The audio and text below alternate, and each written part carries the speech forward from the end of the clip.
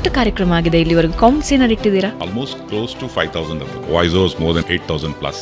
ಅಪರ್ಣಾ ಅವರ ಭಾಷೆ ನಿಮ್ಮ ಭಾಷೆ ಎರಡೂ ಜಂಗಿ ಕುಸ್ತಿ ಮಾಡ್ತಾ ಇದ್ವೇನೋ ಸ್ಟೇಜ್ ಮೇಲೆ ಅನ್ಸ್ತಿತ್ತು.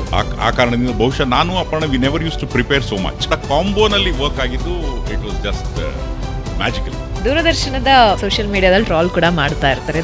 ಯಾಕೆ ಅಂತಂದ್ರೆ I am clear in my thoughts. ಯಾಕೆ ಗೊತ್ತಾ, ಈಗ ಟ್ರೋಲ್ ಆದಾಗ ಇಂಜಿನಿಯರಿಂಗ್ ಬ್ಯಾಕ್ ಗ್ರೌಂಡ್ ಅಲ್ಲಿ ಏನಿದೆ ಡಿಕೋಡ್ ಮಾಡಿ ಸ್ವಲ್ಪ ನೋಡೋಣ. We engineers move the world.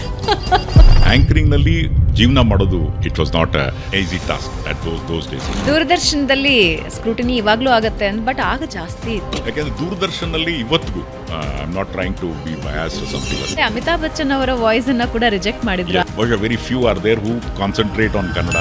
People criticise private ಚಾನೆಲ್ಗಳಲ್ಲಿ ಕನ್ನಡ. ಐ ಡೋಂಟ್ ಥಿಂಕ್ ನೀವು ಹೆಂಗೆ ಅದನ್ನು ಮೇಂಟೈನ್ ಮಾಡಿದ್ರಿ? Let me ask you. ಯಾತಕ್ಕಿದ್ ಕೇಳಿದೆ ಅಂದ್ರೆ ಆ ಅಲ್ಪಪ್ರಾಣ ಮಹಾಪ್ರಾಣದ ಬಗ್ಗೆ ಗಮನ ನನಗೆ ಬಂದಿತ್ತು ದೂರದರ್ಶನ. ನೀವು ಈ ಸುವರ್ಣ ನ್ಯೂಸ್ ಅಲ್ಲಿ ಎಷ್ಟು ವರ್ಷದಿಂದ ಇದ್ದೀರಿ?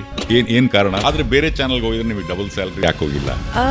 ಇವತ್ತಿನ ಆಂಕರ್ಸ್ ಏನಾಗಿದೆ ಅಂದ್ರೆ I am not trying to ಯಾರಿಗೂ ಇಂಡಿವಿಜುವಲ್ ಆಗಿ ಹೇಳ್ತಾ ಇಲ್ಲ.